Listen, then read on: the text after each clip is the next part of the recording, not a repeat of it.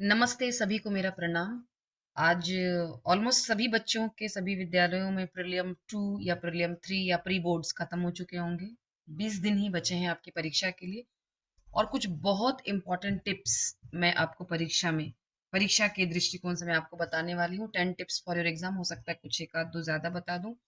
कुछ जो बातें हैं, सबसे पहली बात, रीड चैप्टर्स। अभी भी 20 दिन है आपके पास, ऐसा नहीं कि समय नहीं है आपके पास। अगर 24 घंटे में आप 6 7 8 घंटे सोते हैं तो भी उसके बाद भी आपके पास 16 घंटे हर दिन है पढ़ने के लिए। मतलब अभी भी जो चीज आपके हाथों से फिसल रही है उसको आप प्राप्त कर सकते हैं। तो रीड कीजिए, चैप्टर्स को जरूर रीड कीजिए। ऑथर्स के नाम, खास करके नाम बहुत जरूरी है जानना। किन, जैसे आपके 6 चैप्टर्स है हिंदी में, सिमिलरली और भी अगर इंग्लिश में या मराठी में आपके चैप्टर्स हैं तो उसके ऑथर्स के नाम आपको जानने जरूरी है। वक्ता कौन है, स्पीकर कौन है, लिसनर कौन है, श्रोता कौन है, ये जानना बहुत जरूरी है आपके लिए। कॉन्टेक्स्ट क्या है, पहले क्या हुआ था, बाद में क्या हुआ था, तो ये सब जानने के लिए आपको रीडिंग बहुत जरूरी है चैप्टर्स की। मैं फिर से कह रही हूँ, रीड कीजिए चैप्टर्स। और जब आप परीक्षा के लिए लिखने वाले, जब आपके एग्जाम्स जब होने वाले हैं, जब शुरू होगा एग्जाम्स, तो क्वेश्चंस को बहुत ध्यान से पढ़िए। अक्सर आप बहुत जल्दीबाजी में या बहुत घबराहट में प्रश्नों को पढ़ते हैं तो आप गलत उत्तर लिख देते हैं। घबराने की जरूरत नहीं है, आपका एग्जाम है, आपने अच्छे से तैयारी की। अगर आप अच्छे से तैयारी करके जाएंगे तो वैसे भी आप नहीं घबराने वाले। तो आप क्वेश्चंस को, प्रश्नों को ध्यान से पढ़िए। टाइम मैनेजमेंट बहुत जरूरी है। ऐसा नहीं होना चाहिए कि पहला और दूसरा प्रश्न आप बहुत ध्यान से लिख रहे हैं, बहुत सुंदर हैंडराइटिंग बनाकर लिख रहे हैं, और पता चला कि अंतिम प्रश्न आते आते आपके पास समय ही नहीं बचा है अंतिम प्रश्न को के उत्तर को लिखने के लिए। तो ये आपको बिल्कुल नहीं करना है। टाइम मैनेजमेंट को बहुत ध्यान में देना रखना है आपको, आपके टीचर्स ने जैसा। And follow your school teachers guidance. जो भी आपके स्कूल के टीचर्स गाइडेंस दे रहे हैं आपको, आप उनको फॉलो कीजिए, उनको मानिए, उनकी बात को। बिकॉज दे आर द, मतलब वो उस क्षेत्र में वो सबसे श्रेष्ठ है, वो एग्जामिनर भी है, वो जानते हैं कि कहाँ अंक आपके कटते हैं, कहाँ अंक बचाए जा सकते हैं। इसीलिए उनकी बातों को ध्यान से सुनिए। अच्छी बात है, आप स्मार्ट बनिए पर ओवर स्मार्ट बिल्कुल मत बनिए। अपने रीडिंग टाइम को, जो आपको 10 मिनट का रीडिंग टाइम दिया जाएगा, उसको बहुत अच्छी तरह उसका सदुपयोग कीजिए। फिक्स कीजिए कि आपके रीडिंग टाइम में कि आपको कौन सा प्रश्न, मान लीजिए क्वेश्चन नंबर 1 में आपके सामने 5 विकल्प है, 5 आपके सामने ऑप्शंस है प्रस्ताव के। तो कौन सा प्रस्ताव मुझे लिखना है, मैं ज्यादा से ज्यादा क्या लिख सकता हूँ इसमें। उसी प्रकार से अन्य प्रश्नों के बारे में भी आप सोच कर रखिए कि वक्ता है तो कौन है, श्रोता है तो कौन है, इसी तरह से अन्य प्रश्नों के बारे में भी। तो ये बहुत जरूरी है कि आप अपने रीडिंग टाइम को अच्छी तरह से उसका सदुपयोग करें। और जैसे ही रीडिंग टाइम खत्म होती है आपके, वो समय खत्म होता है आपका, और आपका जो राइटिंग टाइम शुरू होता है, तो from the very first second, मैं मिनट नहीं कह रही, मैं सेकंड कह रही हूँ, from the very first second you must start writing. Don't see out of the window. उड़ते हुए जहाज को मत देखो, कोई टीचर क्या पहन कर आया है वो मत देखो, अरे इस टीचर को बहुत दिनों के बाद देखा मैंने, ये सब कुछ मत कीजिए। आप, आपका फ्रेंड हंस रहा है, इशारे कर रहा है, वो सब कुछ मत देखो। आप और आपका पेपर, सिर्फ आप दोनों को बात करना चाहिए उस समय, और तीसरा कोई नहीं। इसके बाद है, हमेशा जब भी आपका नया जो द वेरी फर्स्ट क्वेश्चन, मैं सब क्वेश्चंस की बात नहीं कर रही हूँ, द वेरी फर्स्ट क्वेश्चंस आप always start on a new page. Start a very new answer on new page. बाद में सब क्वेश्चंस भी लिखते हैं तो उसके बीच बीच में, हर एक सब क्वेश्चन के बीच में आप दो तीन लाइंस आप वहां पर छोड़ दीजिए। उसके बाद रीराइट मत कीजिए। रीराइट करने से, आई मीन टू से, ओवर राइटिंग मत कीजिए। ओवर राइटिंग करने से मतलब समझ में नहीं आता है कि आपने क्या लिखा। उसकी बजाय आपको, सपोज सपोज मान लेते हैं कि ये आपने कुछ गलत लिख दिया, आप इसको सिर्फ एक लाइन से ऐसे कट कीजिए और आगे लिख दीजिए, आगे बढ़ जाइए, बजाय इसके कि आप उसको ओवर राइटिंग करके इस तरह से घस घस के आप यहाँ पर डिजाइन बना रहे हैं और अपना समय बर्बाद कर रहे हैं। ये सब आपको नहीं करना है। कैंसिल कीजिए और फिर से लिखिए। और अगर आपको लगता है कहीं पर करेक्शन है तो, और जो पेज के दाईं ओर और बाईं ओर जो मार्जिन होता है, उस मार्जिन में टीचर को अंक लिखने की जगह दी गई है। आप अगर उसमें कुछ लिखते हैं तो आप टीचर की जगह को इनक्रोच कर रहे हैं, और इनक्रोचमेंट कोई पसंद नहीं करता है। तो इसीलिए आप टीचर की जगह पे आपको लिखने की बिल्कुल कतई आवश्यकता नहीं है। आप अपने आंसर्स को एक एक स्ट्रक्चर दीजिए। आंसर्स शुरू हो रहे हैं और आपका आंसर खत्म हो रहा है, तो वो मतलब एक ओपनिंग और क्लोजर की तरह नजर आना चाहिए वो, कि अतः यह सिद्ध होता है, ठीक है, शीर्षक की सार्थकता सिद्ध होती है, अतः हम यह कह सकते हैं कि बेनी माधव सिंह बहुत ही दकियानूसी स्वभाव के व्यक्ति थे। तो इस तरह से आपका अंत अंत के समान नजर आना चाहिए। और कोई भी ऐसा प्रश्न जिसमें कि विकल्प है और उन विकल्पों में से आपको एक चुनना है, जैसे आपका हिंदी की बात कर रही हूँ मैं, आपका प्रश्न एक है जिसमें कि 5 विकल्प होते हैं, first, second, third, fourth, fifth. इन पांचों विकल्पों में से सपोज आपने फोर्थ, चौथा विकल्प चुना है, तो आप लिखिए वहां पर क्वेश्चन नंबर 1 का फोर्थ, और हो सके तो 2-3 वर्ड्स, क्वेश्चन नहीं, 2-3 वर्ड्स लिख करके पूर्ण विराम वहां पर लगा दीजिए आप। मतलब एग्जामिनर को तुरंत समझ में आएगा कि आपने कौन सा प्रश्न अटेम्प्ट किया है। नहीं तो पूरा प्रस्ताव लिखने के बाद भी कई बार क्लियर नहीं हो पाता है कि आपने प्रश्न कौन सा अटेम्प्ट किया था। दूसरी बात है कि वर्ड लिमिट को हमेशा आप फॉलो कीजिए। वर्ड लिमिट अगर 120 शब्द है तो एक 10-12 वर्ड्स आगे पीछे 10-20 शब्द हो सकते हैं, पर ऐसा नहीं होना चाहिए कि 1.5 पेज तक आप पत्र लिखे जा रहे हैं और वर्ड लिमिट आपका 120 वर्ड्स है। यकीन मानिए अगर आप ऐसा करते हैं तो आप अपने उन प्रश्नों के साथ अन्याय कर रहे हैं जो अंत में आने वाले हैं आपके, क्योंकि आप उसमें पूरा नहीं लिख पाएंगे।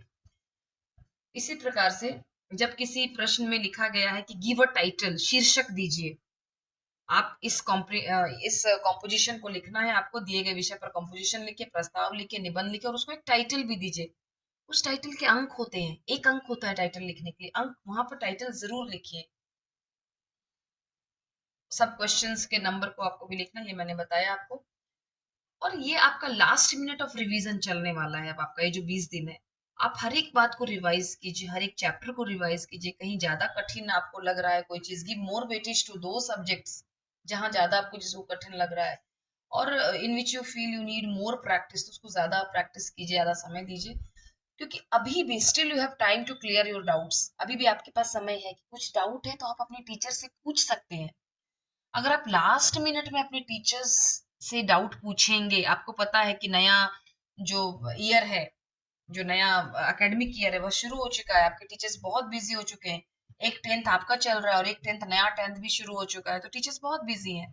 तो लास्ट मिनट में वह आपकी मदद नहीं कर सकते, चाहते हुए भी वे आपकी मदद नहीं कर सकते। इसीलिए अभी भी आपके पास समय है, आप डाउट्स अपने क्लियर कीजिए अपने टीचर्स के साथ, अपने फ्रेंड्स के साथ, जिससे भी आपको समझ में आता है आपको जिनकी बात, तो डाउट्स आप अपने क्लियर कीजिए। लास्ट मोमेंट में आप टीचर से डाउट पूछेंगे, आप सोचेंगे कि एग्जाम के लिए जब मैं जाऊंगा तब मैं अपने डाउट्स क्लियर कर लूंगा या कर लूंगी, नहीं, वैसा नहीं होता है। आप बहुत घबराए हुए होते हैं और आपके टीचर के पास भी समय नहीं होता है।